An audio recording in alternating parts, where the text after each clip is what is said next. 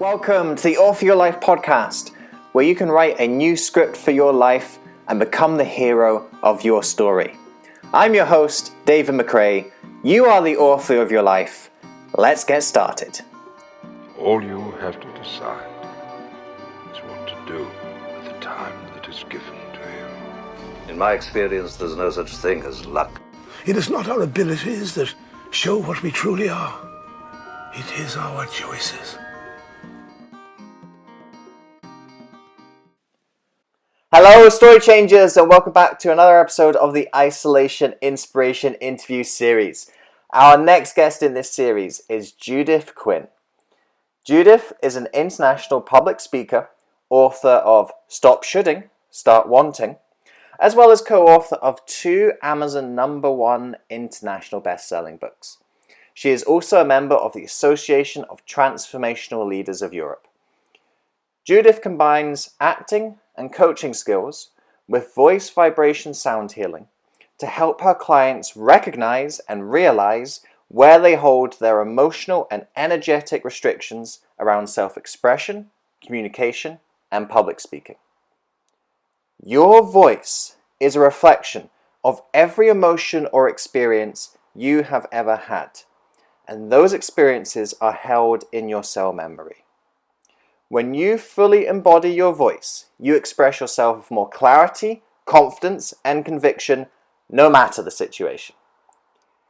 In this interview today, you will learn to be careful about the truths we create for ourselves. That judgment is not personal, it's structural. Sometimes we can't describe an emotion, but we can still express it through sound. And that many people won't ask for help during coronavirus, so make sure you offer it. You're going to learn this and so much more in this interview with Judith Quin. Actually, being an actress is a massive part of who I am, and it's actually even just that who you are question is so important, because a big part of the work that I do is help people get rid of the labels that they're wearing on who they are or who they think they are or who they think they need to be. So for me, I always wanted to be an actress since I was 8, and if I'm honest, for those who are watching of a generation that you remember the kids from Fame, I blame that.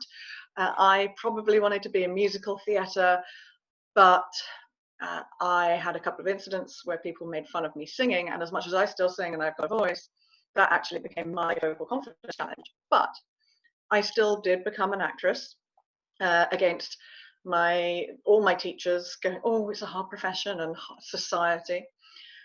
And the who you are question that you asked, that's really important, because for so long, what I did was my identity. And I think that's true for many people, but when it's something that is a vocation, and with as much uncertainty as the acting profession. So it's like, I am an actress. It wasn't, there was no delineation at all of who I was, because everything I was and everything I am, it's like, and in the acting world, we know this. So for example, a friend of mine she's an actress, her friend was an actress, and her friend asked her to be a chief bridesmaid at her wedding. She said yes, but then she got a role in a big film and she had to turn down being chief bridesmaid at a wedding. That's the reality of being an actor. Like, you do not have a life. If you say, oh, well, actually, I've got to go to my friend's wedding, I'll just recast. So who I am now is someone who is able to separate herself from what she does. Acting and I are on a break. So that's my background. My background is an actress. Who I am, and I love this question, is I am a barefoot yoga loving, tree hugging, crystal collection having, Formula One liking, meat eating rock chick who is sometimes used to have a foul temper, but has always had a big heart. So I think that question of who we are, we often so go to what we do. and our roles in society, but actually that who am I is, I'm a myriad of people and things and passions. And what I do is, although now I'm on a break from acting, I will go back, is I have come in via coaching and sound healing and massage to become a voice confidence specialist and voice vibration sound healer. So everything I do now is around helping other people find their voice. And it's huge and I love it. It's interesting that you talk about these different roles that we play in life. Do you think your experience of acting has helped you to embrace those roles a little bit more? Oh, chicken or egg. Do you become an actor because you can just take everything? Actors are a weird bunch anyway, so we won't even go down that slippery rabbit hole.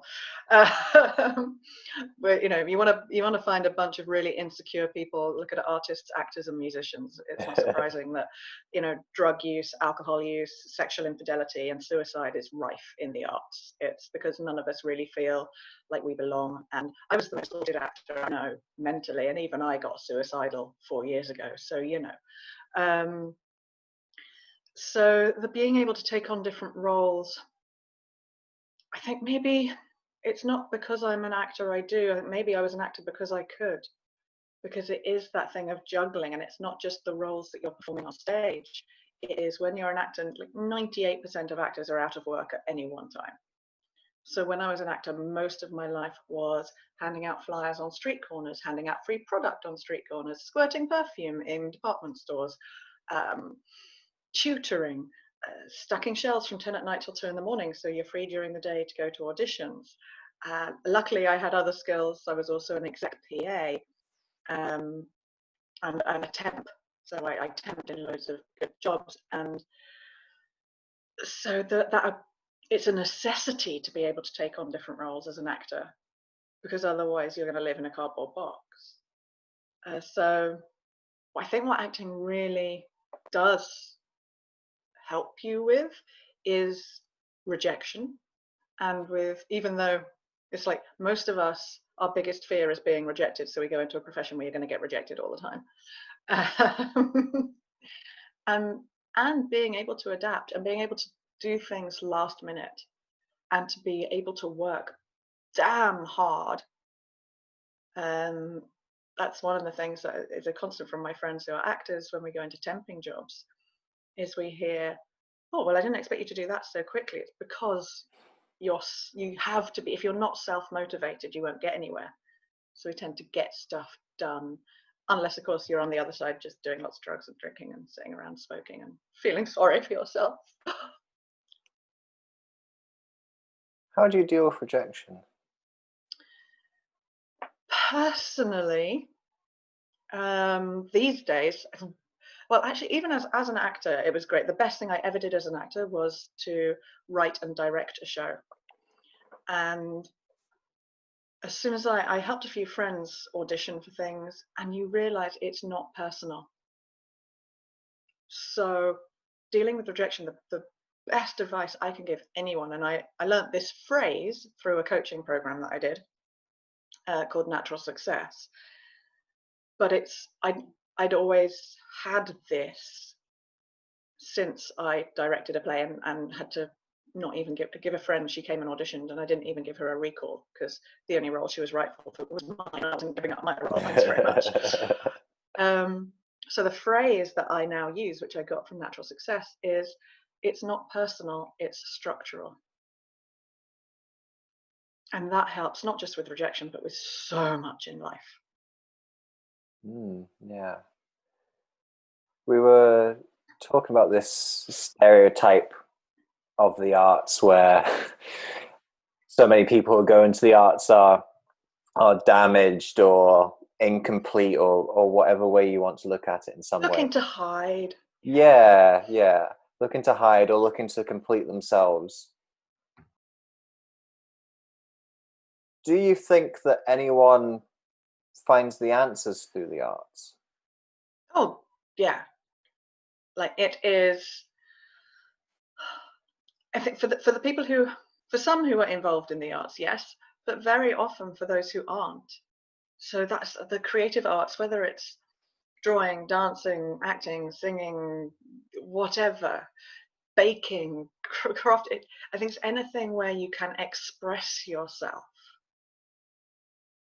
gives you that freedom, and that is a big part of why I am where I am now, and why now I get so much joy from helping other people be able to express themselves. One of my clients the other day, she goes, "Oh, such a relief to finally be fully expressed," because so many people, particularly women, but men too, I have a fair number of male clients, feel like they don't know how to fully express what they want, what they need, what they're feeling. In today's society, it's very much, particularly since the rise of social media, there's very much this, we all have to pretend that everything's fine, and we're not allowed to express any of the negative emotions, challenging emotions. I'm very much grounded also in the holistic spiritual world, for want of better phrases, and in that world, or the self-development world, and in there it's a nightmare, because you have people going, "No, everything's fine. No, I know how to deal with that." And it's like, it's okay to be angry. It's all right to be frustrated. It's okay to be deeply hurt and sad. We don't have to put on this veneer of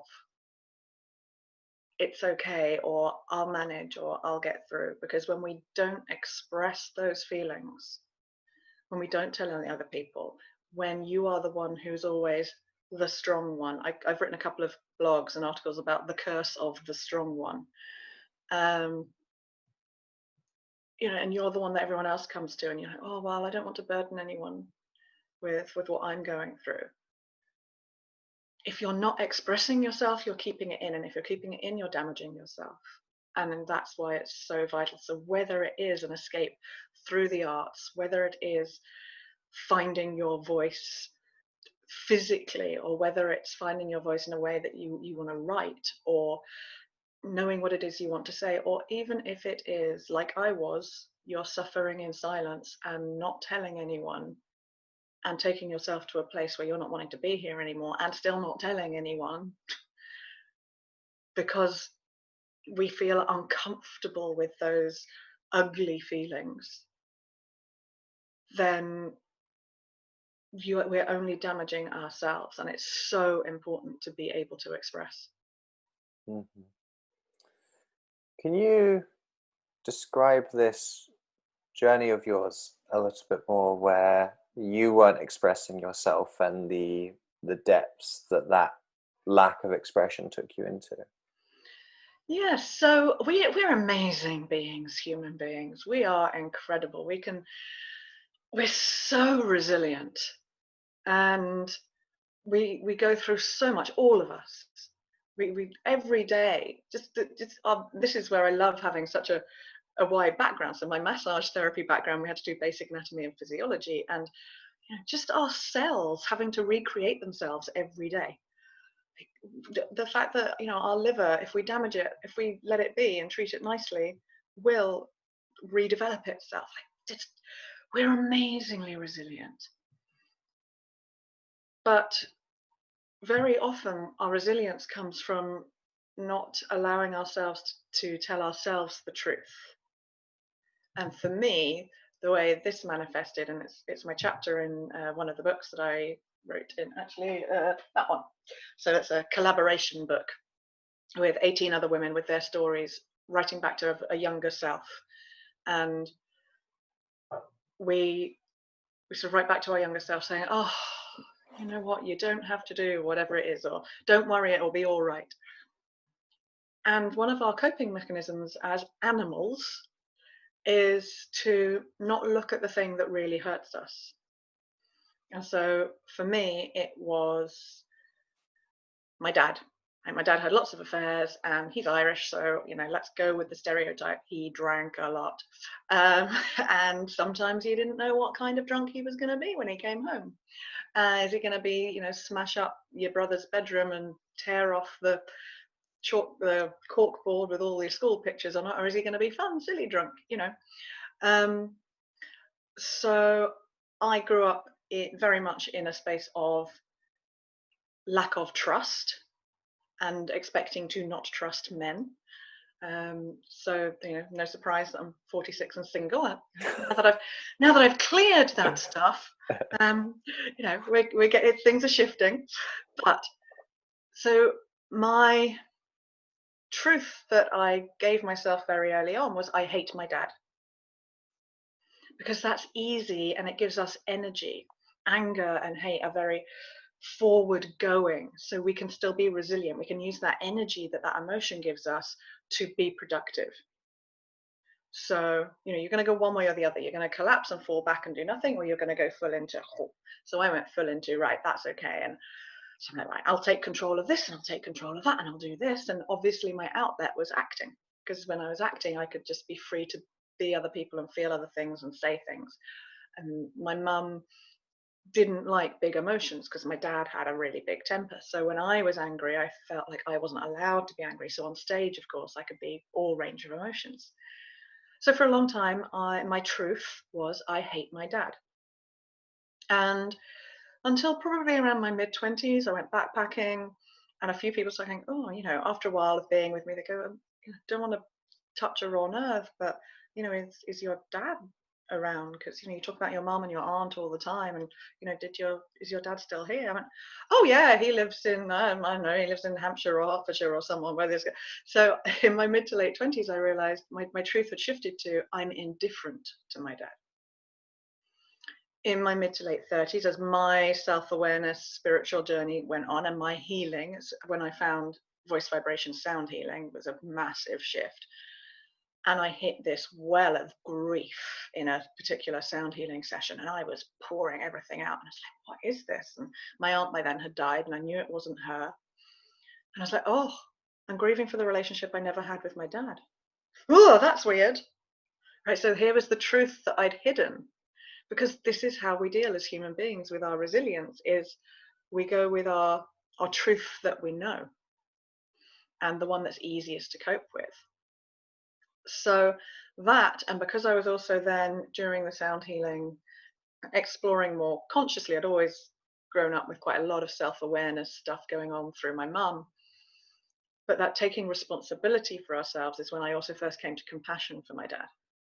And then it was 4 years ago, the summer of 2016, when the trigger was an ex-boyfriend at a barbecue. So he and I had been broken up for about a year and a half or so. He was there with another woman who we knew from the circle, and he was behaving with her like he used to with me. And I was like, oh, I thought I'd made that up. And that was the trigger that flipped me into, oh, well, if he actually is like that, then clearly I wasn't good enough and he just didn't want me. Then my real truth, my truest truth about my dad came out, which was, I want my dad to want me. And I felt like my dad didn't want me. And that's when I plunged into my darkness of not wanting to be here anymore, because I just felt superfluous to everyone else's life. And so all of this is relevant because it's about the truths that we tell ourselves, and about being resilient, and about being strong. And my grandmother, when she was 14, when I was 14, she saw it. She said to me once, she went, Judith, sometimes you'd need to just, and unfortunately she saw it but didn't have the words for it. So what she said to me, and this is 14-year-old very angry me, was, you need to pretend to be more weak than you are around men, because men like to be needed. I went, well, I'm not going to pretend to be weak, because I'm not, am I? Like, and if some man's going to want me because I'm weak, and then he finds out I'm me, then he's not going to want me anyway, is he? So blessed. What the words that really were there is not being afraid to show our vulnerability, because of course she knew my soft, squidgy side. She knew my silly side. She knew my, I just want to be cuddled and protected and nurtured side.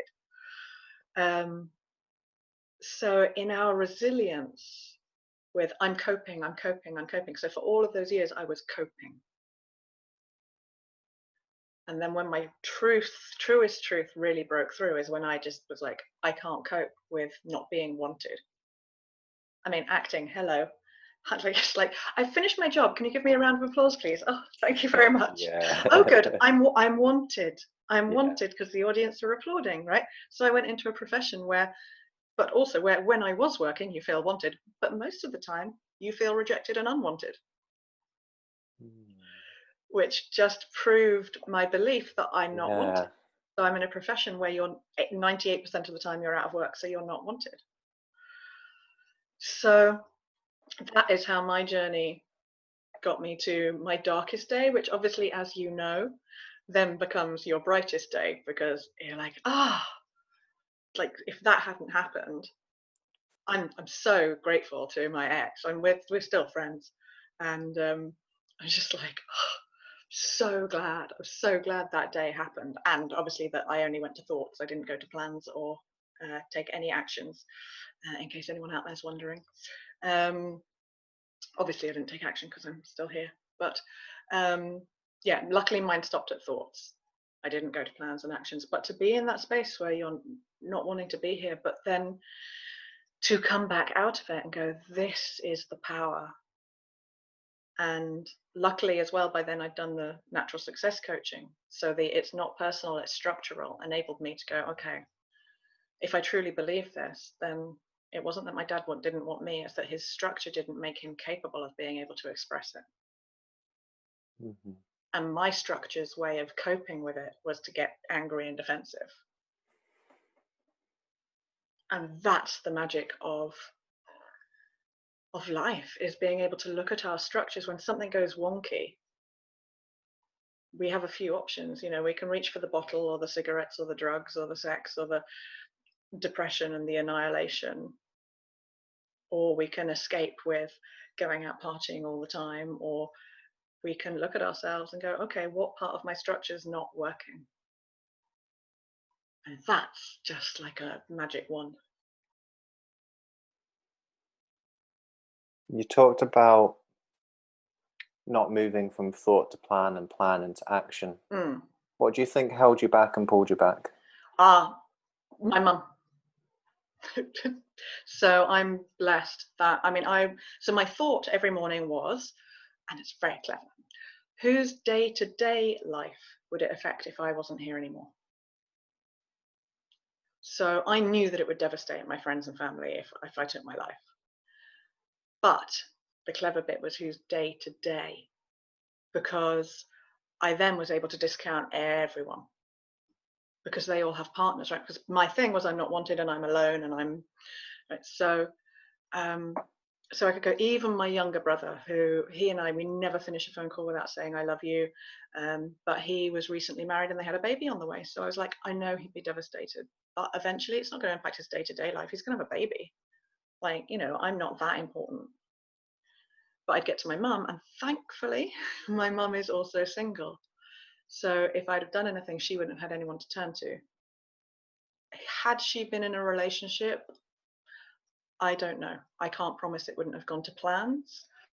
I like to think that my passion for life generally is strong enough that I wouldn't have gone to actions.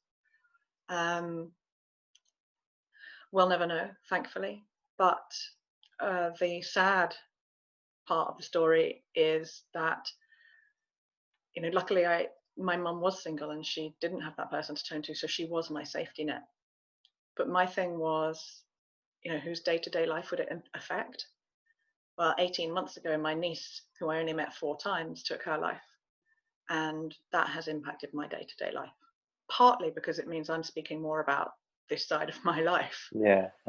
Because I now know firsthand the devastation that it causes. And, the fact that she's not there is just, it's still weird. And I only met her 4 times because she grew up in Canada. So so now I also know firsthand that those thoughts I was having were just, it's mental health, right? I was not healthy. So we all, as much as we have physical health, sometimes we're healthier than others, and it's the same with our brains. So the safety net for me was the fact that my mum was single. And I think maybe my general passion for life is hopefully would have been strong enough to stop me from taking it any further anyway. But thankfully, we'll never know. And what I know for sure, 100%, is that I will never go back there, because now, and this brings us back to where we were before, now I ask for help when I need it. I am still the strong one, right? And I always will be, and I am strong. That's, but now I've learned to ask for help. I've learned to say no. I've learned to listen to my body and tell when I'm getting overwhelmed. So then I go, you know what? No, I'm not gonna do that today. Today I'm having, like yesterday, I was really tired. And I thought, right, I've got one job that really needs doing, and a few little jobs, but that's it. And I'm so much better now at all of that, but specifically in asking for help. That's so important, and it's the thing that so many people, again, both men and women, and for different reasons, have challenges with. Men are rubbish at asking for help, Yeah, I can attest to that. we only have to take the stereotype of of not asking for directions. But then very often women too, because women feel like, particularly women with families, they feel like they're the one who has to look after everybody. So I can't burden you with this. So for men, it's I don't want to appear weak or stupid. They're the two things that come out of most of my male clients. I don't want to be weak. I don't want to look weak or stupid. Or foolish is a word that comes out a lot from men. And for women, it's, but I need to take care of everybody else. I don't want to be a burden. So my answer to that is shut up, ask for help. With love. You talked about the evolution of your truth. What's your truth today, Judith? Oh gosh. Well, thankfully my dad's still alive. So when I was in my blip, and I went, right, okay, I'm not going to do anything. So I can either sit here and carry on being miserable, or I can ask my dad, did you ever really want me? And what was tough was not if he said no. What was tough was me being able to believe him if he said yes. Yeah. I was like, right, because of course I had my life of not trusting and not believing him. Because that was my childhood pattern. And that's the other, it's like, I'm not 8 anymore. It was 8-year-old me that formed those beliefs. And so I said, it was the one question. It's what I teach people is if you have to have a challenging conversation, it's one of the things that I really specialize in, is helping people have challenging conversations. And the key is clarity.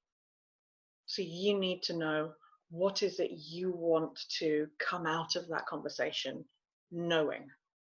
You can't set what you want to come out with, because then you might get disappointed. So it's like, what do you want to come out knowing? What do you want to come out of there having clarity on? And in order for you to get clarity on something, you have to be clear about what it is you need or want. So I got really clear, because there were 100 things I could have asked him, accused him of, said. But the one thing was, did you ever really want me in your life? Even now saying it, it makes me go, oh. But I was like, right, that is the one thing I'm going in. It's like, practice what you preach, Quin. So that's what I went in. And he went, yes, of course I did. And then we had a longer conversation about how he wasn't able to show his love and and all the rest of it. So my truth now, having been able to have that conversation, which is a blessing, because sometimes, parents have passed and things, or if it's a boss or whoever it was, or someone who bullied you at school, you can't go back and ask that question. So then it's about going, well, it's that truth of, I am me now. I'm not me at 8, 17, 25, 42. I'm not me yesterday. So it's, my truth now is, I have a mission and a passion and a higher purpose.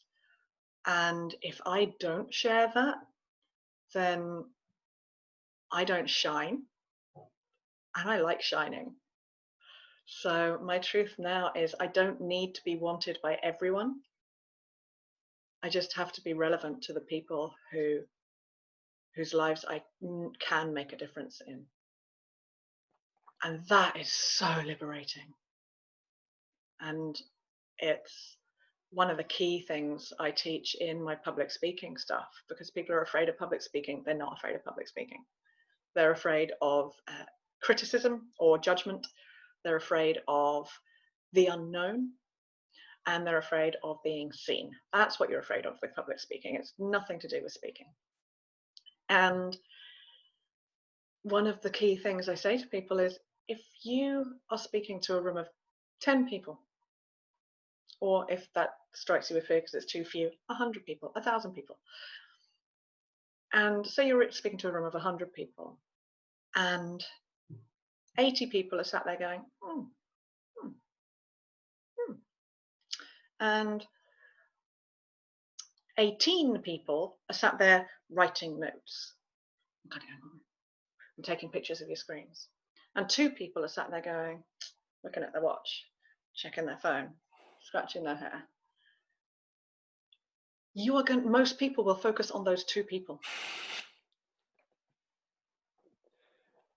And they're like, oh, they hate me. They hate me. They think I'm awful. Oh my, I shouldn't, who am I to be up here? I shouldn't express this. And this goes for life as well. That audience could be your family. They could be your friends. The people who you think are criticizing you or who say things. It's like, it's not to do with you. If you are, even if you are being criticized by a colleague, a friend, a family, an audience member. I had a woman stand up and have a go at me in a room. I was speaking on stage in front of 150 people, and she stood up and just was like, how dare you say that, you that. She had the pointy finger and everything. Luckily, my talk was called Speaking Your Truth.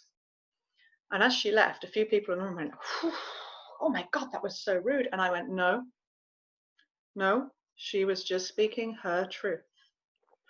And of course, someone was like, did you put her up to it? I was like, no, it was just perfect timing. But, you know, we look at the people who are giving us the criticism. We look at the people, but those people, the person who keeps checking their phone, you don't know if their parents in hospital, if their cat got run over and is at the vet's, if they're, it's the first time they've left their child with a babysitter. The person who's yawning and scratching, you know, you don't know if, and looking at their watch, you don't know if they've got a meeting to get to. You don't know if they are an emergency doctor and they were working all night, but they've still come to your talk. And even if they are bored, it's only 2 out of the 100. And you've got 80 kind of nodding along going, yeah. And you've got 18. And if you can change the life of one of those people, doesn't matter, the other 99, well, it's nice if they take something from it. If one person comes up to you at the end and says, thank you so much for that, then where's your focus? And then if we bring that into life, because obviously not everyone's a public speaker, it's, if you aren't asking for help, if you aren't asking for what you need, you're giving everyone else, you're that person in the audience maybe checking your phone or just sat there going, that's all right, it's not really what I needed. Well, if you're not asking for what you need, people can't give it to you. It's like when you go to see someone speak and they say, any questions? And you've got a question, but you don't raise your hand and ask it. You're not going to get what you need. So being able to express yourself is so important. And the other thing I love to share is, and I'm just going to ask you this question, David, genuine question. Yeah, go for it. How do you feel when someone asks you for help with something? Significant, important. Okay. Do you like it when someone asks you for help with something? Yeah. Right. So why wouldn't you ask someone else for help?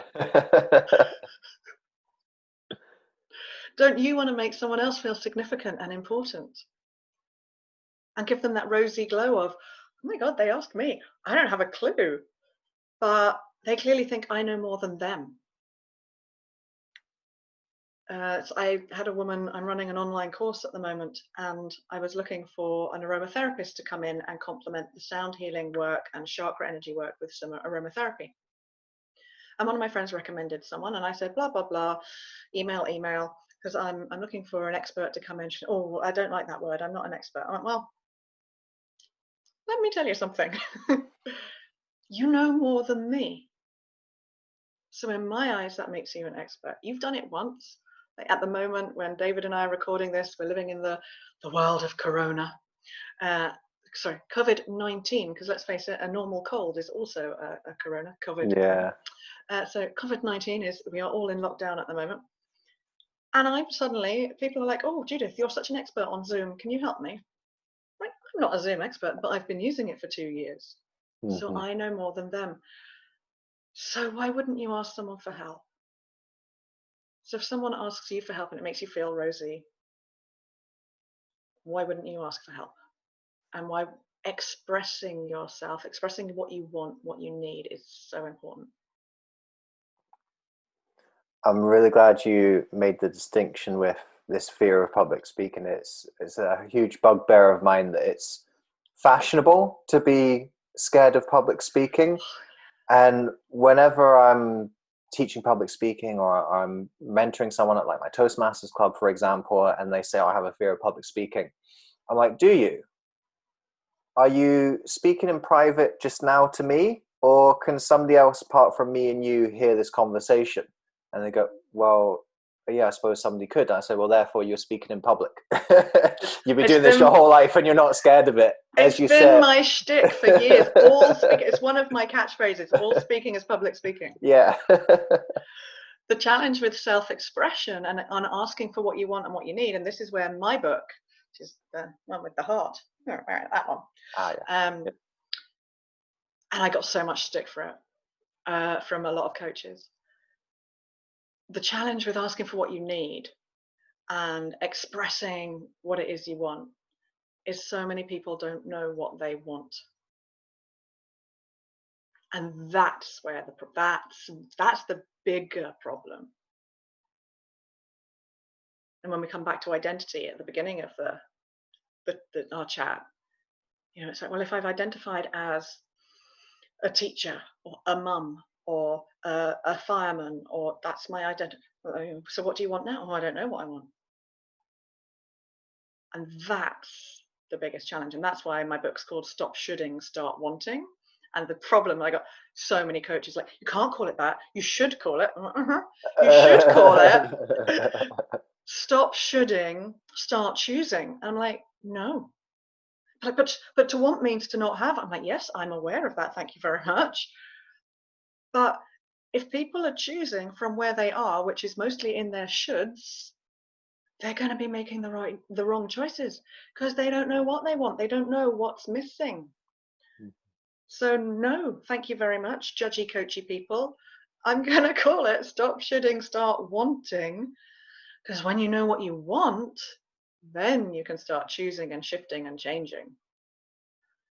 And that's why, because people are like, how's that book got anything to do with public speaking or expression or being vocally confident? It's like, because it's the first step. Because if you don't know what you want, how can you express yourself?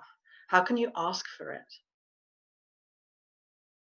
And that is where I, unknowingly was spending a lot of my life.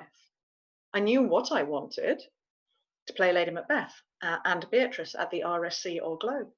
And that is still out there. But I didn't know what I wanted other than that. I didn't know that was what I wanted. I didn't know any of the other stuff that would have made my life fulfilling. And I also didn't know about, I was like, well, I know what I want, but I didn't know about coaching or anything like that. So I didn't have someone to go, okay, well, if that's what you want, great. You've got a really clear goal, Lady Macbeth and Beatrice at the RSC or Globe. Perfect. Now you need to make choices. And because I didn't know about coaching, and quite frankly, I was an actor, so I was in poverty mindset. I wouldn't have paid for a coach anyway.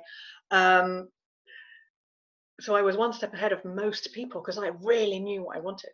But then I didn't have the structure to help me sort my life around how to get that in a way that would have been productive and made me feel solid.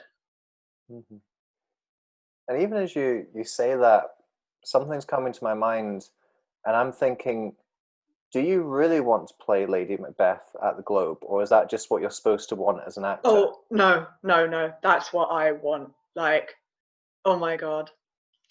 I even said, I put a post on earlier today, because every time I'm sanitizing my hands or washing my hands, I'm like, out, damn spot, out. And I was like, is there anyone else, or am I just feeling like this is just perfecting my hand washing for the hand washing for act 4 scene? Can't remember. It's been too long. But yeah, no, that has been like when I was 14, and actually I probably, here's my Shakespeare's complete works. This is my concordance, every word in Shakespeare. Here it is. Look how tatty this is. Right? Wow. This is my Judith Quin 5AH. This was the first Shakespeare I ever did, and yeah, I fell in love with Shakespeare at this moment. I've got lots of actor friends who hate Shakespeare, and I mean, it was perfect. It was occult, and it was angry, and it was it was perfect for 14, 15-year-old me.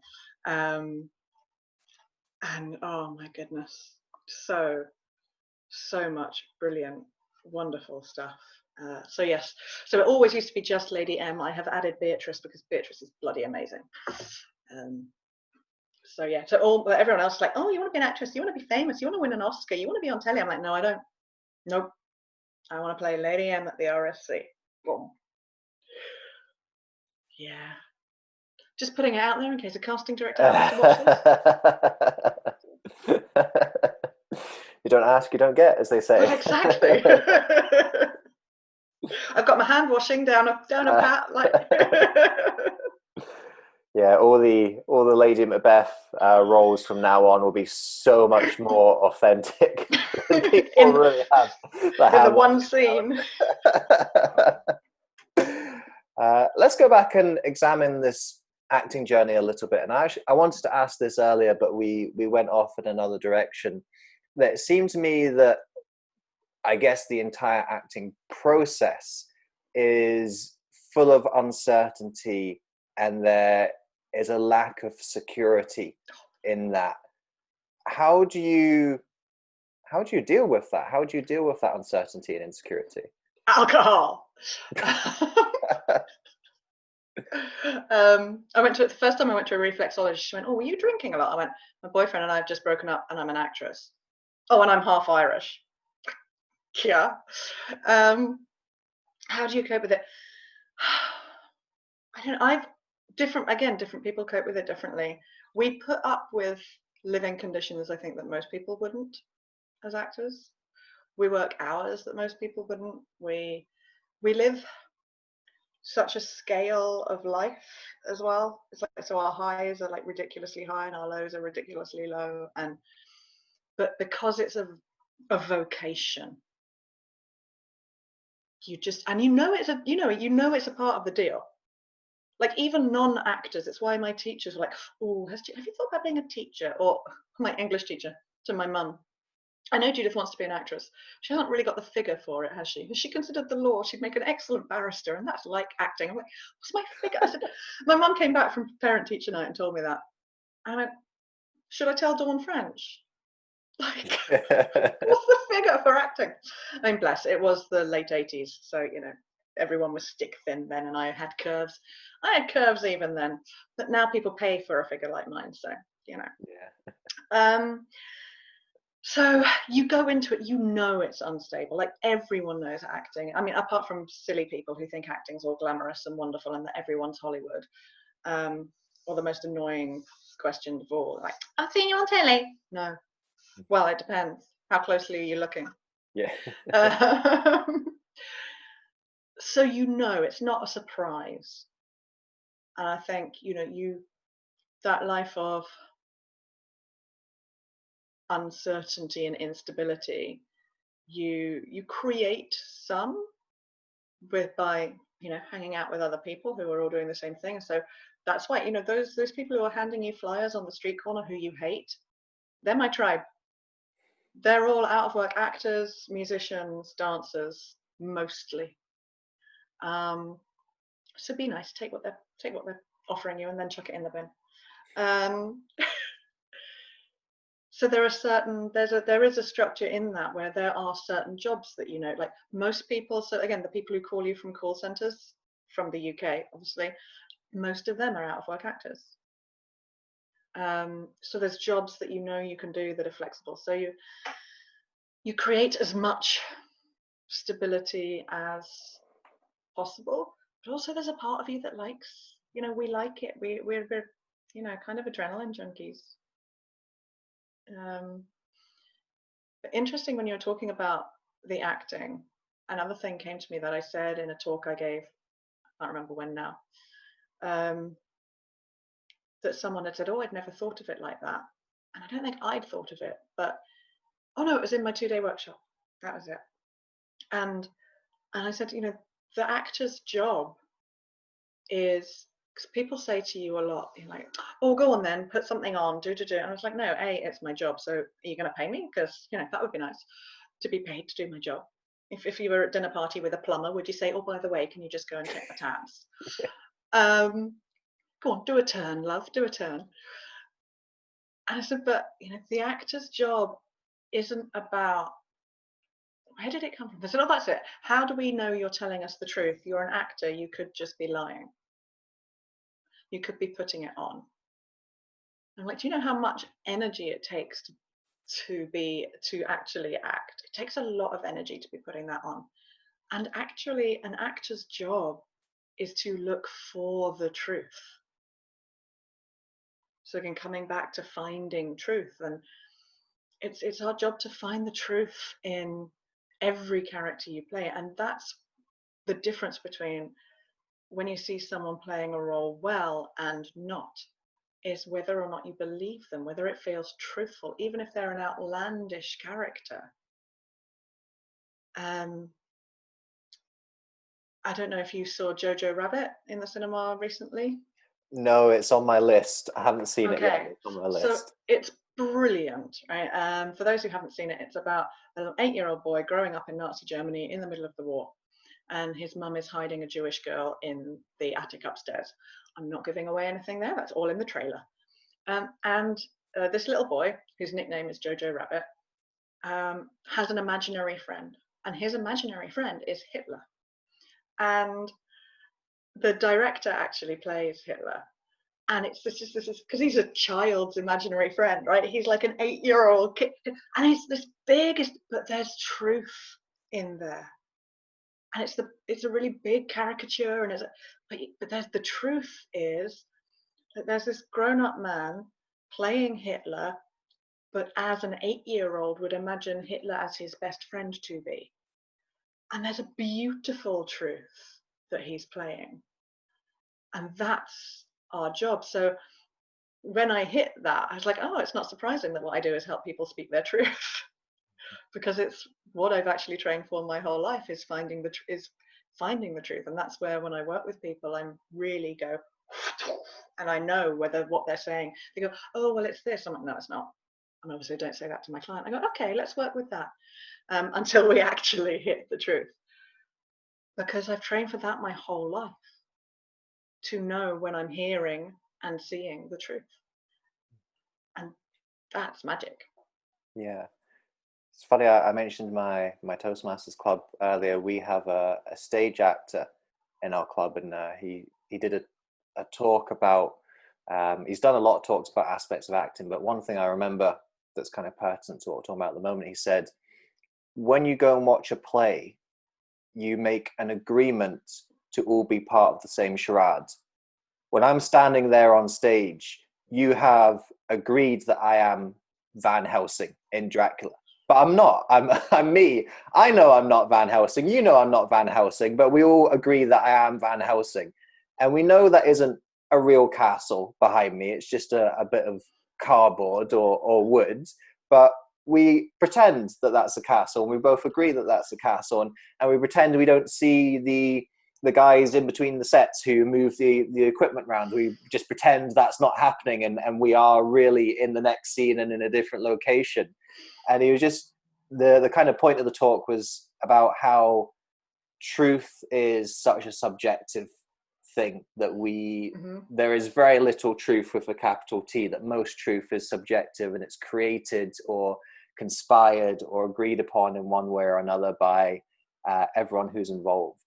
Yeah, and it's perspective, and that's the challenge, because we believe, and this is where, you know, the whole coaching-y thing of limiting beliefs, or core beliefs as I like to refer to them, they're something we told ourselves and made up to be true, because we make up our thoughts and feelings. We make them up in relation to something, that an experience that we had before. Your voice is a reflection of every experience or emotion you have ever had, imagined, or witnessed. So the fears that you have around self-expression, if your throat goes tight, you get sweaty or shaky, or whatever the challenges are, you know, you may have had an experience that was similar, and so your body reacts in a certain way. But you might have been 5, and 5-year-old you and 25-year-old you, or 75-year-old you, are entirely different animals, but your body is reacting as if you were 5. You don't even have had to have had the experience, though. You could have just imagined. You know, we all, when we were younger, and maybe even now, you know, you imagine what it's like to meet that person who you're going to spend the rest of your life with, and you imagine it, and you take yourself off into that imagination, right? You can go, oh, and you can come out and you go, oh, and you feel really lovely and fabulous for what you just made it up, right? And it's the same with fears. We make up, oh, but that might go wrong. I worked with a guy in an asset management company, and his fear was he was going to appear foolish. Someone might ask me a question I don't know the answer to. I don't want to appear. When has this happened to you before in your life? Oh, it hasn't, but it might, right? Or that we've witnessed. So we might have witnessed someone else dropping their notes and people in the audience laughing. We might have witnessed something not so, you know, something more nasty than that. I had a client who had an abusive father, who, you know, abused my client's mum. And so if her mum spoke up, she'd get hit. So my client had learned very young, you don't speak up because you'll get hit. So she witnessed it. So your voice is a reflection of every emotion that you've ever, or experience you've ever had, imagined, or witnessed. And that's why sometimes the expressing ourselves, the expressing what we need, the asking for help, the standing up and speaking in front of a room of people, the saying, I'm good enough for this promotion, that's why it becomes challenging. And then when we can clear that, we can make other stuff up. We can believe that people want to hear what we have to say, and that maybe good things will happen.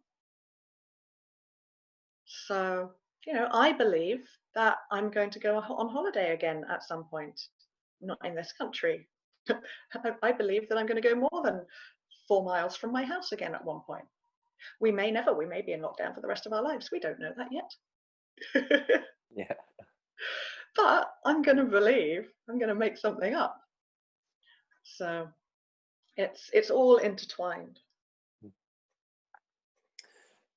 you share with us a little bit more of the transition where you have been on the acting path for a while, and that still is a part of who you are, but where this speaking up and the voice work started to come in for you? So my first ever vocal confidence client, actually no, my first one was before that. So I started doing it when I was tutoring to support acting, and I had a couple of people come to me for elocution lessons, or English was their second language, so to be more easily understood. But then in 2011 I discovered, well, in 2008 I discovered, and in 2011 I started working with voice vibration sound healing. And so I was putting out there in my newsletter, come to the sound circle, and I'm offering sound healings, and people don't know what it is, and that's fine. And one of my massage clients, I was massaging her, And she said, Judith. I said, yes, Barbara. You're an actress. Yes. And you do that stuff with sound. It's like, yes. Bruce has got to give a talk on a specific point of shipping law to 80 lawyers in a couple of weeks, and he hates public speaking. Do you know anyone who could help him?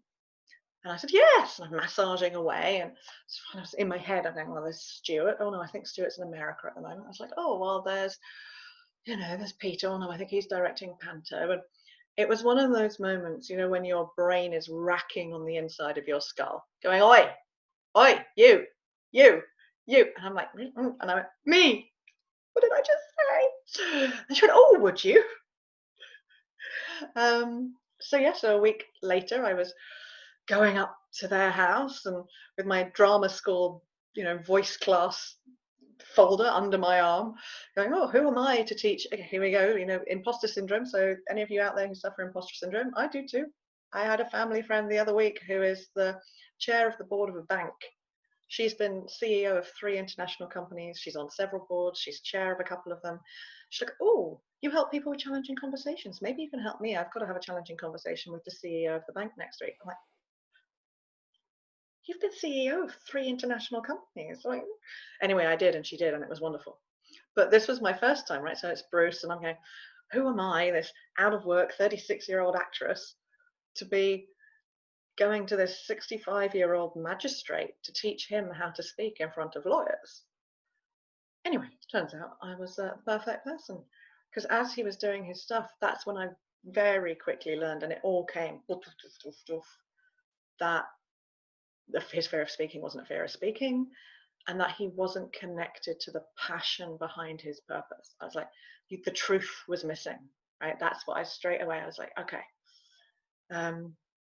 So that's how it linked. It was, and it's all Barbara. And actually, I don't know if we can see it, but I dedicated my book to them. Unfortunately, there we go. Where is it? Oh yeah. I dedicate my book to Bruce and Barbara. Because without that moment, I would not be doing what I'm doing. I mean, I might have eventually come here, but that was, and it was almost it wasn't an instantaneous transition, because that was in 2011. And then I worked with another client, several other clients, and one was a coach and trainer. And I was working with her, and 5 minutes into it, she said, oh, I didn't know you're a coach. I'm like, I'm not. But you've got a coach. I'm like, I don't know what you're talking about. What coach? What's a coach? Oh, those halcyon days before I knew about coaching. So then I went and trained as a coach. And that's really when it started clicking. So that was 2015. But as most coaches do, you're like, I can coach the world. I could coach everybody. I can heal everyone of their limiting beliefs. Blah, blah. And then 2016, I had my blip. And so by the time I got myself through that, end of 2016, beginning of 2017, I'd been following this woman and her company for quite a while. I thought, right, I'll do her 30-day challenge. And it was about how to build a brand. And I went in and I won. And I won like some good time with Sammy, working one-on-one with how to build my brand. And when I was working with her, she went, oh, I knew you did public speaking coaching, because that was the obvious thing for me to do as an actor, right? So, and from what I'd done with Bruce. She went, but if I'd have known the whole of what you do, you would have been the first person I came to when my business partner left the business. Because you don't just do public speaking coaching, you rearrange people so that they're able to speak. And that's then when, after that, I was like, right, I need to make a choice. And that's when I decided acting needed to go on hold, because it was the one thing that wasn't giving me anything back, and I was still being overwhelmed with work. And so I guess the transition was from 2011 to then, to 2017. So yeah, that was the transition time. And then April 2017 was like, right, your whole voice was created, and it's still going through its evolutions. I'm really realizing that the voice vibration sound healing part has its own magic, and it's a part of how I help people release the rubbish they're still holding on to. So all that younger self stuff that we were talking about. Because you don't need to be speaking, you don't need to share your story, because lots of people aren't comfortable going, well, actually, I hated my dad and I blah blah blah. They just, so you use the sound to sound it out, and because your voice is vibration, you physically change your cells and you release it. There's lots of tears and frustration and laughter during those processes. So that's really formed itself, as has the ability to have challenging conversations. And they're really so it's still sort of transitioning and growing, and it will continue to. But yeah, from the real journey from actor to now was, I guess, 2011 to 2017. So it was that, and it was hard. It's, part of it is because I was hanging on so tightly to being an actor. Yeah. What do you think is the most common barrier that people have to not speaking up, not expressing themselves? There's a couple. So it depends on the situation. So if it's corporate, the biggest challenge if my client they've got challenges at work, or they're wanting to go for promotion but they're not sure how to ask for it, or in that realm, it tends to be the fear of losing their job or being seen as someone who rocks the boat. So they don't want to rock the boat. That's very common. With other realms, it is, and it all comes down to the fear of judgment. I mean, that if there's number one fear that you want me to just give one word, it's the fear of judgment, the fear that other people will judge me negatively. That's, I mean, yeah, everything kind of can come under that umbrella. And the sad thing is that so often that's not the case at all. And even if, so most of the cases, most of the people I've worked with people who've been on the edge of resigning. And I was like, well, so have you told your boss how you feel? No. And when they do, guess what happens? Solutions. One guy, he was so stressed. He was hating it. He liked his job. He was good at his job. He was so stressed. He was hating being there. He felt unwanted. He felt unworthy. But he hadn't said anything. We figured out the conversation. And I spoke to him in December. And he was like, it's so good. It's a year and a half later, he's like, I'm this guy's right-hand man. I'm on the fast track to directorship. It's not always easy, but I know I can approach him and we can talk it out, because my relationship with my girlfriend's so much better because I'm conscious about how I'm communicating with her. But he was that close to resigning and putting himself and his girlfriend and the company through so much mental, financial, annoying stress because of the fear of what might happen when we say something, as opposed to what might happen in a positive way. But that's mostly because people don't know how to structure the conversation because they're in their emotions.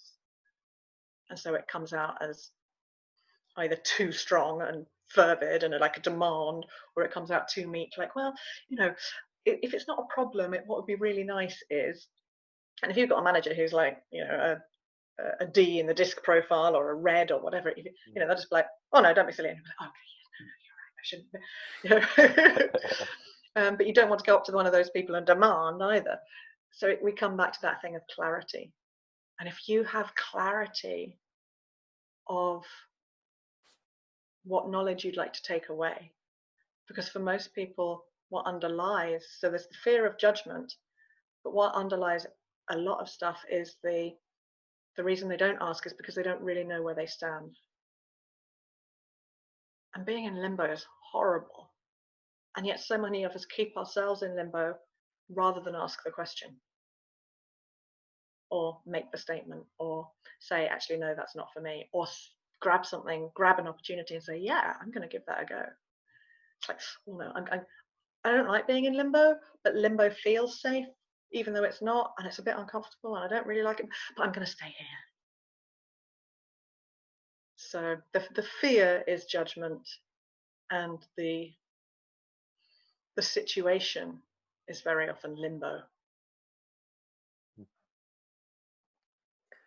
I'd like to play the charades now, and the lights are going to go down, and people are going to push crates about, and we're going to pretend that we have moved into a brand new location and made a transition. And the transition that I'd like to make. Sorry, a bit of Wayne's World for you there.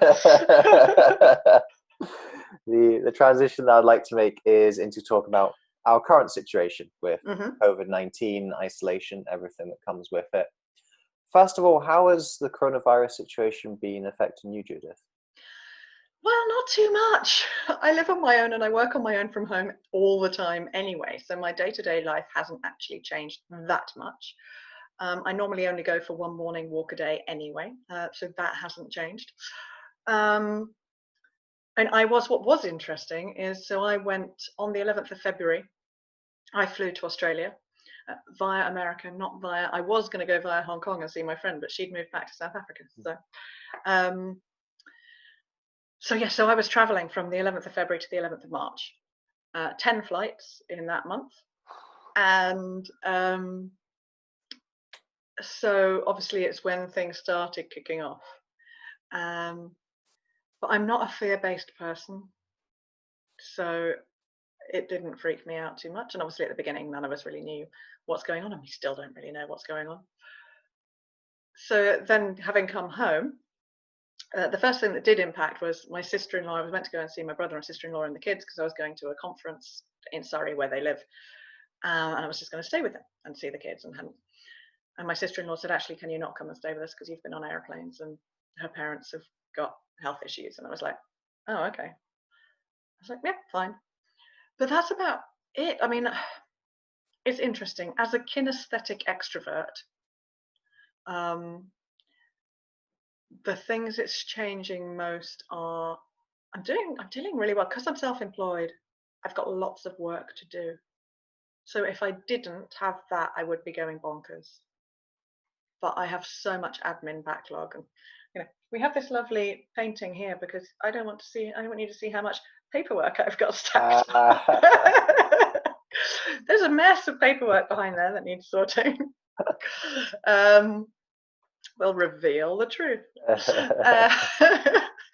I've got a ton of admin that needs it. So I'm keeping really busy. If I didn't have that, I would be going bonkers because I am an extrovert and I am kinesthetic. So the lack of touch, I had my wobble a couple of weeks ago, which was, oh my God, am I really maybe not going to hug anyone for 3 months? And then I was like, forget the hug. I'll take a handshake. Or I'll take that, like, bumping into someone. I get, sorry. Oh, I had physical contact. That was nice. So that may still become a thing for me. And the weirdest thing is shopping. Yeah. Because I'm so kinesthetic, I've realized that if I shop, I've got these 2 cereal boxes on the shelves that I'm choosing between. Yeah. So what I'm gonna do is I'm gonna go and pick one up and hold it and look at it and feel, and I'm gonna go, do I want that one or not? Do I want that? Which cereal do I want? Oh, I want that cereal. So I'll put that one back on the shelf. That's how I shop. I'm so kinesthetic. I shop by touch, and I'm aware that that's probably not a good thing to be doing at the moment. Even as sensible as I am being, there's a lot of fear around, and I don't want people going, she touched it and put it back. And I'm becoming aware of other people doing that now. That's hard. Like, that's challenging for me because it's like these things are needing. They're needing some stuff. But yeah, I have a cat, thank God. So after my blip, I got my cat. I was like, right, I need something to take care of, and I need some kind of companionship. And I also have an amazing garden. So I am blessed. We have a lovely, lovely garden, which again, if I didn't have that, I'd take my laptop and I work outside in the garden.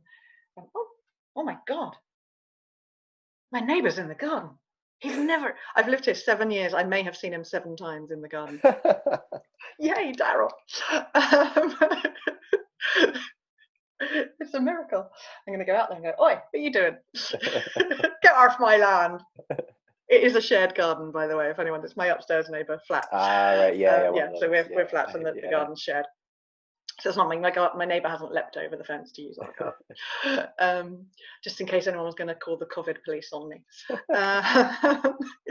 So yeah, if I didn't have the garden, if I didn't have the cat, and if I didn't have work, I would probably be going a little bit bonkers, but I know I would be reaching out and asking for help. Yeah. If it was me 4 years ago, I don't want to think what kind of state I'd be in. Those thoughts would have gone to plans for sure in this, and that's one of my biggest. So I don't have the fear and the panic that a lot of people have over the COVID situation, but my one big concern is the number of lives that are going to be devastated and lost because of the isolation. Yeah. You know, the people, men and women, in abusive relationships who are suffering, children of parents who are abusive, who are trapped with them, people who are in a place where I was 4 years ago or worse, and being put on their own. But then, I also look at my friends with young kids, and they're going spare because they're trapped in a house with 2 screaming 5-year-olds or whatever it is the whole time. So I think, again, communication and the ability to express what you need right now is really vital. You know, my friend with the twin boys that I was just referencing, you know, she phoned me yesterday and she said her partner had kicked her out of the house. She went, Chloe just said to me, get out, Jen, go for a walk because you're gonna go spare. So I think communicating what you need right now is vital, and saying, right, I need help, can you talk to me? I've got old ex-massage clients who live down the road, and they're both in their mid-80s. She's got heart failure, he had cancer 2 years ago. You know, they're not calling me to say, oh, Judith, could you? So I'm calling them whenever. I'm not a big supermarket person. I'm very blessed. Again, this hasn't changed. I shop at the farmers market.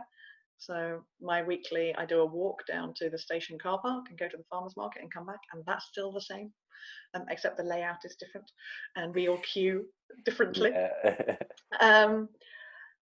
But like today, I went down to the supermarket to get a couple of Easter eggs, actually, and a couple of other little bits that I actually needed. Easter eggs are essential, right? They're on the list. Of course. Yeah, it's chocolate. But so then I call up my elderly ex-massage clients and say, right, is there anything? Oh, actually, yes, some milk would be good. I'm like, why didn't you call me and ask me to go and get you some milk? So the ability to express what you need now, whether that is something physical like milk, or whether it is a conversation with another human being, or whether it is space and boundaries, it's vital for the situation we're in now. And don't even get me started on communications that are coming from governments and not listening to, there's a million conspiracy theories. And they've been doing a lot in at the moment. And I'm just not listening to any of it. Yeah. Yeah, some of it may well be true, but what can we do right now? Nothing, other than I'm very much in a be sensible but don't freak out space. I've got a few friends who are on the panic verge, and I'm like, oh, this person is like, and the postman came and delivered a letter, and they can just leave it there for 3 days in case anything. And I just went, just open the letter and go and wash your hands. Yeah. It's very easy. There's nothing quite so contagious as fear. Yeah. So I think asking for help is a vital strategy that we should have, or practice that we should have during this time. Do you have any more insight into things that are going to be useful and important for us during this period? I have a really brilliant stress reduction tool, which is very simply, so all meditation is based on breath. So the simplest thing you can do is just breathe. So breathing out through your mouth and breathing in through your nose. But when we are stressed or uncertain or overwhelmed, and it tends to be stuck in our head up here. So if you just gently place your hand on your upper chest and breathe out and breathe in and then hum, and you feel the physical vibration of your voice in your chest.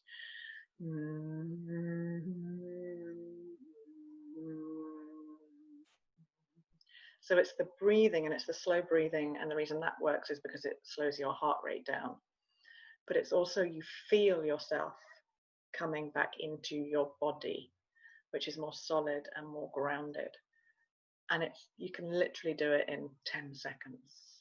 It's a really quick, I mean, when we were out in the previous world, I'd do it sometimes on the tube. If someone bashed into me and didn't apologize, I'd be like, okay, good, because you can do it nice and quietly. So that's a really practical, simple thing you can do for stress management. Exercise. Do take your allotted whatever. Some people there are some countries where you're not allowed to go more than like a kilometer from your house. 400 meters or a kilometer from your house. So if you're in one of those countries, and I know towns like Barcelona, you're literally locked down, you need a permit to go to the shops and you can't go out and exercise. So if you have the liberty and pleasure at the moment to be able to go out and exercise, I use that time, my morning walk, which is a power walk. Even all the local postmen, they're like, well, still walking, Judith? I'm like, yeah. That's a brilliant time, particularly if you do it like quite, get a little bit of oomph behind you if you can, for letting all your thoughts tumble around. And I very often, if you saw me, you'd see me talking to myself, because I'm sorting through, if there's a challenge or a problem, I'm actually saying out loud what I want to say. And by speaking it, you eventually get to the important thing, the clarity piece. So you can use that exercise time not just for physical exercise, but for exorcising what any of the challenges are. So exercise and exorcise all at the same time is really useful. And write. Like if you've got worries, fears, problems going on, you can write them out and then tear it all up. Or just make sounds. And again, the good sounds for this are like a good old deep rumbling, like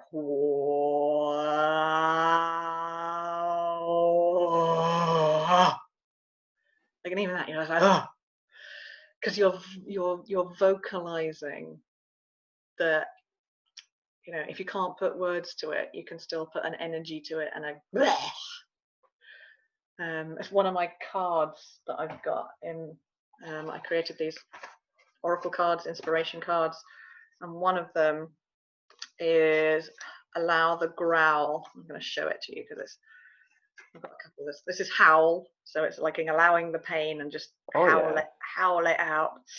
And there's so I've got 3, and again, this is where I'm like, just because you're spiritual doesn't mean everything has to be lovely. You don't always have to be nice. You can feel rubbish. So I have this one, which is rant and rave. Nice. So you can just like go. So yeah, with that one, you don't even have to say words. You can just go. And then where is it? And again, we have allow the growl. So let yourself go. I actually pulled that one for myself. It's before I went away, so beginning of February sometime. I was like, that's weird. I'm not feeling frustrated. There's nothing really that I'm feeling. So, oh, okay, well, I've pulled it. So I was like, and I kind of ignored it. And as I was walking down to the shop, I went, no, I'm going to do my. So I went, oh, there is something down there. There is something I'm frustrated about. Because again, we come back to that thing of we're so resilient, but very often it's why we don't know that we're about to break until we break. It's that whole last straw on the camel's back. Yeah, we're so resilient. We don't feel the build-up of the stresses. We don't feel the frustrations. We just go, oh, it's fine. It's like, and I'm not saying that every time anyone does anything that frustrates you, because especially in COVID, if you're locked down with your family at the moment, that will be every second breath that someone takes. So I'm not saying that, oh, would you not do that because it's really frustrating? But I am saying that you acknowledge, oh, actually, I'm finding that annoying. Okay, there is a little bit of irritation going on. I'm just going to go out and write it out, or I'm going to go and oh, it's so annoying. Right. But then remind yourself that it's not personal, it's structural. It's how they're dealing with. And that's my other top tip for dealing with anything that you're going on right now, especially all my cards flying off my my standing desk here. If you're dealing with other people and you're finding that challenging, and whether that's the government of your country, or whether that's your I don't know, your neighbor or your mum who keeps calling, or whoever it is, if there's people in your life who you are finding difficult to manage right now, remember it's not personal, it's structural. They are coping the only way that their structures know how, and our structures are built from how we learned to cope when we were young. And unless we're conscious, and if you're watching this, you're clearly on a road to a more self-awareness and more consciousness. And that can be really annoying, because sometimes you just want to, I wish sometimes I just wish I wasn't on that. I wish I had no self-awareness at all, because then you wouldn't care. Right? But if you're watching this, you are on the road to self-awareness and consciousness. And remember, we can change our structures, but we have to become conscious of what they are first. So if people are winding you up, annoying you, if the country you live in or the county you live in, their rules are annoying you, remember, it's not personal, it's not about you, it's the structure. And when it comes to government, they're trying to put a structure in to cater for the lowest common denominators. Yeah. They're putting the structures in for the people who won't listen. Like, I was quite blasé about COVID when it started, but I was still doing as they told me. I was still washing my hands and and avoiding touch. I wasn't, sort of just going, oh, what a load of nonsense. I'm gonna carry on, and I'm gonna cough in people's faces, Yeah. So remember, it's the structure. That's how they're coping, because that's how they've learned to cope. And I'm going to give you a couple of phrases which will be really useful. So anyone who's got this far in this interview, you're about to get the gold. And that is, you can either approach a conversation with, I need to speak to you about something that's going to be difficult for me to say. So it makes them, they'll automatically, because we're human, they'll go to the worst case scenario. Like, oh my God, you want a divorce? Like, I'm finding your huffing really irritating. Is there something you wanted to get off your chest?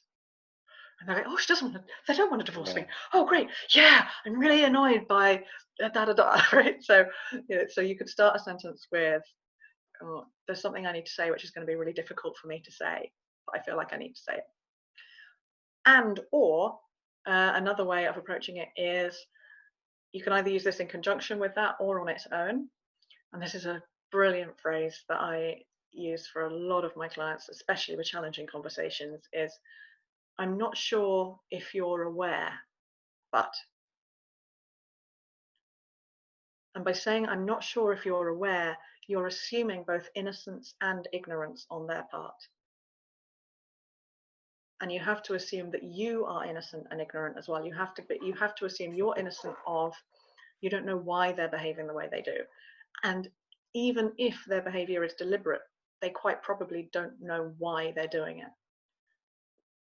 So they are ignorant of the deeper reasons behind why they're behaving the way they're behaving. They might know, it's like, how sometimes you're like, look, I know I'm being really annoying right now with my sitting here going la la la la la la la la la. I know I'm being annoying right now, but I just need to be. But you don't know why. So there's an innocence in, you can know that something's wrong, but you can not know why. So if you assume innocence and ignorance, and I'm not sure if you're aware, but you've snapped at me 3 times in the last 2 days. Do you mean to? So there's another great question. I'm not sure if you're aware, but whatever it is, did you mean to, or is that what you meant? So it's a way of having a conversation by taking the emotion out of it and going for the structure rather than feeling hurt or put upon or whatever it is. I liked what you're saying, to rewind a couple of topics about emotion and sound, and looking at this from a neurological perspective. Something that actually Simon Sinek talks about in his book Start With Why. I don't think he talks about in his TED Talk, but how the emotional part of our brain is the older part of our brain, and the cognitive part of our brain is the new part of our brain. So we can feel things that we can't describe. So we can have feelings, and yes, we have these labels of emotion, but there's different types of anger. There's different types of happiness. I think the worst one is love. We have this one word, love, that encompasses a whole range of feelings and sensations. So sometimes you can't even articulate what you're feeling. It's just there as an experience. So being able to express it through a non-verbal sound gives us a bit more of a range of expression, going back to what we've been talking about a lot of this conversation, just being able to express it in some way. Yeah. And that's why, you know, the work I do with the sound healing is there's no right or wrong notes. It's not singing. Like lots of people come here, oh, am I going to have to? I'm like, no. Like you can hit weird sound and blah, blah, blah. Sometimes it's beautiful, but yeah, you can, and you can have a range. So, you know, the love that you're feeling could be, or it could be, right? They could both be love. Yeah. But one's a different love to the other. You know, my love for my cat is different to my love for my mum, is different to my love for my nieces, is different to my love for my whoever. Different to my love for a good bit of AC/DC. Which is different to my love of Neil Diamond. And they're all there. So being able to express through sound what you're feeling is like, you know, right now I'm just feeling and I can't put words to it, but that's how I'm feeling. And it's like, okay, good, because I'm feeling yeah. All right. Yeah, one of these days I'll watch and or read a Simon Sinek thing. She lied. I might get around to it one day. I'm not the greatest person for awareness. They'll sometimes go, oh yes, so and so says that. I'm like, oh, do they? Okay, good. I'm saying good stuff then. Taking things back to COVID, do you see any opportunities in the current situation? Yeah, I mean, on a global scale, obviously, things like the environment, the earth having the ability to go, see, I'm giving the earth a sound now. I think that's huge. In fact, I was speaking to a client this morning, and she said her mum has, there is a thing in itself. Oh, the thing of beauty. So this client of mine hadn't spoken to her mum for years. Literally, they have a very challenging relationship. They've cut each other out of their lives. And she spoke to her the other day because of COVID. So there's an opportunity. It's an opportunity for relationships to be, for bridges to be built. To go, actually, I don't know whether her mum lives on her own or what, you know, or why there was the phone call, but there was a phone call. You know, whether it was actually, I've got to make sure my mum is all right and I don't want her to die with us not talking, but whatever it was. So there's an opportunity in itself. And her mum has solar panels and was saying that normally at about 2:30 in the afternoon, it gets to this however many kilojoules of power stored. And that's in the height of summer. And she said to my client, right now in April, we're hitting the number we're normally at 2:30 p.m. in the height of summer by 9:30 a.m. Oh, wow. And the only difference must be the lack of pollution in the sky. So the sun is just more powerful. That's incredible. Yeah. I didn't even think that would affect like UV rays or I don't know. yeah. This is, yeah. So I was like, okay. So I think on a global scale, I think yes. I think there's lots of opportunity to be had. I think lots of businesses. I spoke to a friend of mine a couple of days ago. She runs her own business. She's in South Africa, London, Hong Kong. She has, staff and offices in all of those places. Most of her, she said she was going to have to let some people go. Most are okay, but she was going to have to let some people go. And the workforce, I think it was her Chinese workforce, said, we will all take a 40% pay cut so that you can keep them on and pay them at 80%. Mm-hmm. So there's an opportunity for collaboration, for communities to come together. And the other thing that was really key that she said was, obviously everyone's working from home. And she's like, oh, and I didn't, I wanted people in the offices, but one of her London staff has been having panic attacks for the last 2 years, pretty regularly. Since she's been working at home, she hasn't had a single panic attack because she's not commuting. So she now, when they go back, she's going to work from home twice a week. So those opportunities for people to, and I think, my friend's company is quite small, but I think bigger companies are going to realize as well, they don't have to have people in and out all the time. So the commuting is going to get less. So that's going to, and people are going to have more time if they have families with families. If they don't have families, then they're going to have more time to go, no, actually, my time at home. So all of those opportunities are wonderful. I think there's opportunities from my experience of the people I've been speaking to, for families to actually have time to communicate with each other because they're in each other's sphere all the time. There's opportunities for people, for friends to connect, and for reaching out. I've had friends calling me more than they normally would. And then on a work form, for me, I'm very grateful that before this I'd already had my online course ready to go. It's an online 7-week sound healing course, and I had one person signed up, and I thought, right, what can I offer? What can I give? What can I do to offer something to support? So I thought, right, I'll offer a free Monday morning meditation where people can either come for free or they can give a small donation. And then it's a tool, it'll get people out of bed at 7:30 on a Monday morning, help people get out of bed, help people stay in a regular routine, and start the week on a high vibration, because it's voice vibration sounding meditation. What came from that, which was an unexpected opportunity for me, was several people who came on had been lurking in my background and in, receiving my emails. And I now have 7 people on that online course. And that is because they came on the Monday morning meditations and they were like, actually, yeah, this does work online. This can happen online. Yeah. And so I now have a lovely group of people who, and, not just one, I would have run it with just one, but it's much better with 7.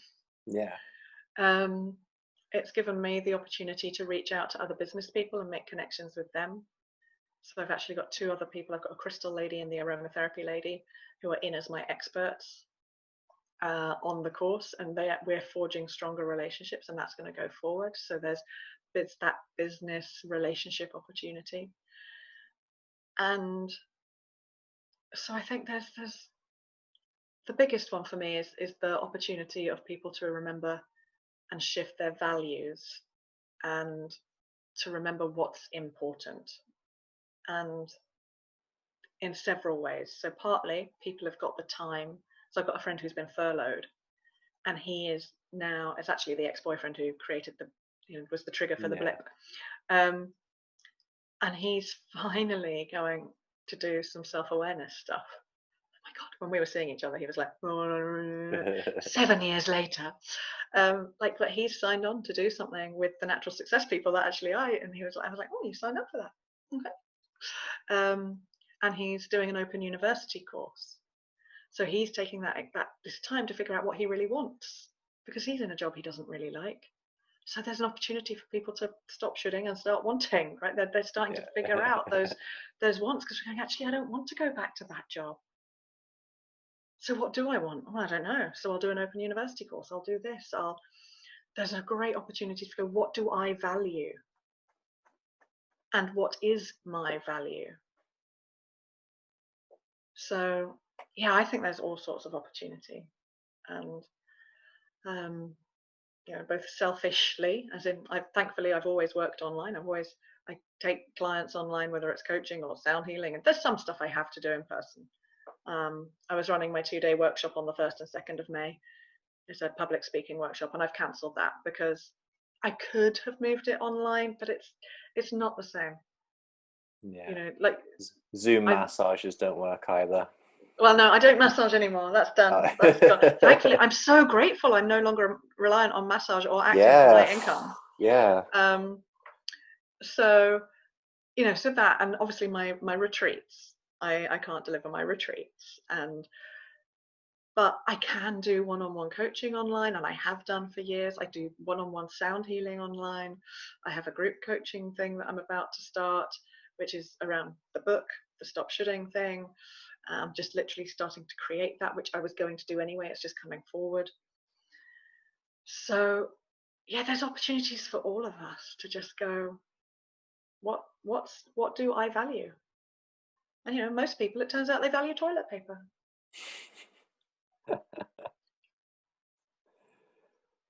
So let's continue to participate in the shared charades, and the curtain is coming down, and it's just about to pop back up for the encore and the applause. And for this my favorite bit.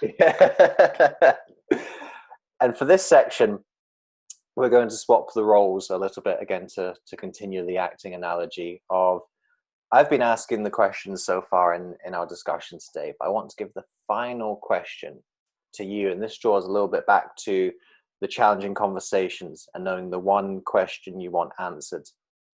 If you were to ask our audience a question, or you wanted the audience to ask themselves a question, what is that question? One question. I would like you to ask yourself,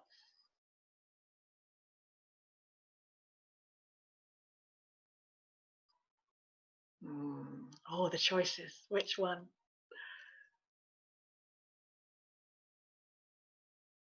What is it I'm avoiding really looking at?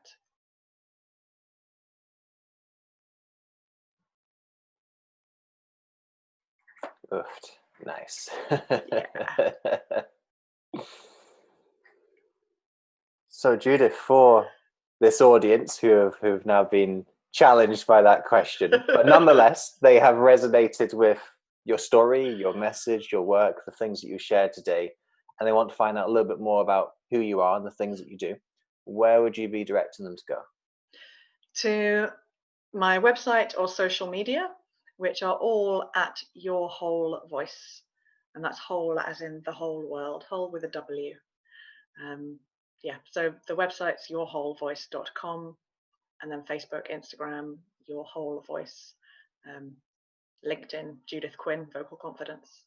So that's, come find me, email me, call me. My number's available on there. Please don't call me at 2:00 in the morning, because my business number is my landline and my home is my office. But yeah, reach out, ask questions. If you have a question for me, say, reach out, say, I saw you on David's thing and I had this question. I don't charge for answering questions. Well, I charge for answering multiple questions. If you keep coming back at me every day, then I'm going to go, would you like to have a call? But yeah, everything is at Your Whole Voice. Well, Judith, I'd just like to thank you for joining us today. I think you've been very expressive and shown a range of expressiveness as well, because I think sometimes people can be one-dimensional in their expressiveness, but I think you've actually brought a range of these emotions that we were talking about, a range of these experiences that we've been talking about today, and I'd just like to mark that and acknowledge that here on the podcast today. Thank you very much. To continue to help you through this isolation period, I've decided to open up my Author Your Life Academy for free for the next 3 months. Author Your Life is my online educational community where you can access training sessions, workshops, and question and answers, and connect with other people around the world who are going through this situation and trying to make the best of things. The Academy normally costs $27 a month to subscribe, but for the next 3 months, I'm going to open that up for free. Essentially, you're getting a 3-month free trial of the platform. To access the Author Your Life Academy, go to authoryourlife.org/academy, and when prompted, enter the code CORONA in block capitals. Yes, what else would the code be? CORONA in block capitals, and that will take your $27 subscription down to $0 for the next 3 months.